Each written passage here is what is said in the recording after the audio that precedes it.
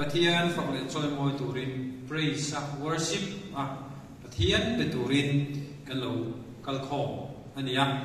praise and worship kan ti trong kam hi trong kam dam chuan Pathian Paul Pathian chi bai bu ti in soi thayanga Pathian chi bai bu chu thil siam ten in ngai tlom taka siam tu ma an kun na hi ani thil siam ten in ngai tlom taka siam tu ma an kun na hi ani kun na chi bai an buk na hi ni a thil siam te kan nia kunin in ngai tlom takin Pathian chi bai kan buk tur ania Reverend Edward Peroneta chuan choi moi na zong peula choi moi na zong peula lal ber khum ti ro alo tia chu Pathian biak dan le fak le choi moi dan ki pui chu ani choi moi na zong peula lal ber khum ti ro kan fak tu ra chu kan choi moi tu ra chu tu nge ni mi ten zai thiam min ti se zai shoi tu kan nim me thei mi ten zai thiam min ti se kan lam do na ni me thei lam thiam min ti se thu ka soi do na ni me thei soi tha min ti se mi puya ka te na ni me thei zai min ti se chung lam chu Pathian choi moi na ani no ka thu soi than le than lo hi Pathian choi moi na ani no ka zai thiam le thiam lo lam pang hi Pathian choi moi na ani no Pathian phang le choi moi tu ra lo kal kho kan nia kan choi moi tu re kan thriat chian phot chuan kan zak lovanga kan zam mek lovanga tu ma hi kan kher ek lovang Pathian kan kheranga chuan kan zai nga kan lamanga Pathian kan choi moi mai don ani kan phang le choi moi tu ra hi leilung le chunga thilom zong nei tu le siam tu vanangel tena an choi moi nin theilo athiang li me tia chun le zan chol lova an factory na khani amaro chu aro poina zong li pa min tlan turin Bethlehem ran in tloma bong in tloma aron pianga cross lera mol pom na zong turin alo kal ani sa ko dang betu ta chu a betu ten an lam thlona keni Pathian ve thunga ro chu mangai na khat ani wangin ama misua berte po ngai tamin kanoma Krista ti sena wangin felfam ki mapuan kan lo nita o mi felte u lalpa chun limin zair u ti kan ni na alo nita fela fam ki mapuan kan lo nita ka wangin o mi felte u lalpa chun limin zair u ti in kharum lo takin kan soi kan ni na kan puang theita ani aro puina na sate ma wangin ama faka choi moi mai tur kan ni Pathian ma tu ma kan in chung theilowa lalpa chun sataka faktura ni zaya buna zayila lama buna lamila chapo tur kan ni lo ichina kan choi kan thiam lo te kan zei lo lam te ni lovin Pathian hi aro pui e ma wanga na sataka faka choi moi mai tur kan ni Adon le chuan zo na kai zo tua chan ngai lo chi a chan nom sa chu I tho theim ti hi mot mai na chan ngai lo re nga in chang sa voi na hilai mun kan lo ka li chuan kan chang sa sam sa som na chang ru ka inge kan bu eng kim tho thei to phot chuan lalpa chu fak ro se ati lalpa chu fak ro se I thok thei chun lalpa faktur ni kan thok thei phot chuan ama faktur kan ni ama fak mai lo zong lim dan dang om lo mi hring kon fak khi kan lo ma I fakate dan lo ma nang I lom boka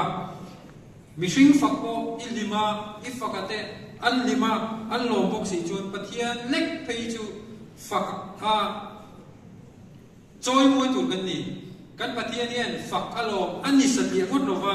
mal som thei tu ala ni zui le nga o I he lo in Pathian ni fak mai adon le chuan Pathian fak na hin thil ti theina mani Pathian fak na hin thil ti theina mani soi tur tam ta ko ma ro chu pakat chau ka soyanga India rama missionary lo thok to Edward P Scott aka naga hoin an huala an feile an thal in tha nge tumin an tin thup mai ni chu tianga thi ma ba ka online chuan failinin he la ye tuma khovela mi zetin renga chiti nombok teu choi moi na zong pe ula khum tirin lal ber khum tiro failinin tuma thu po ni lo failinin tuma ni maktak wen tinunga patinin na thoba chok te chilin ti dang lamin an lo ma an min tu ya lung zo ya an faile thal te tu mai na lecture pe ta lo fani skota chona dam chu zo in na ga ho zing ro abol ta wen ni chon india rama christian tam na state ti lo dita so tu dang avat tam mem una rai lo zo na kan tu to pathian fakna yan thil ti theina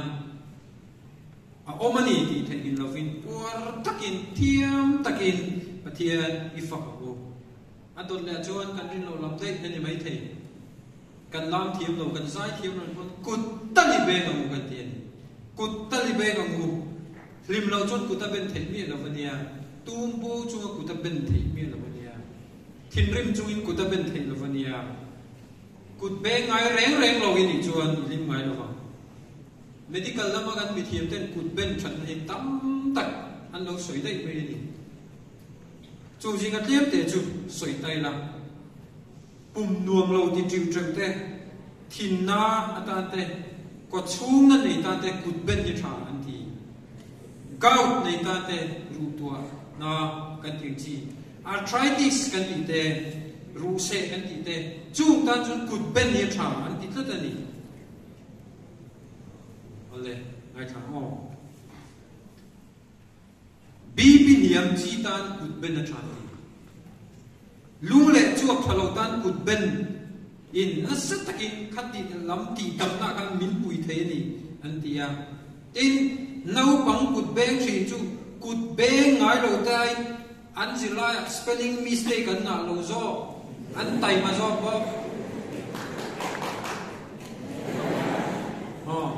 kut ben hian kan taksara do ko la ti chaka na do theina kan ni na sat pha nan tia ni chu lawa kut ben hian kan thisen kalve na ti chaka thisen kong ka atify ni sai tu tam ta ko ma atom na beratan chun sa ko han bangkhang lang ila thia sa ve kan ya kan immunity ti chaka white blood cell ti chak ko ni tai me na kan kut ben hian kut ben riwat po chu tiang ani chuan pathian faka lim taka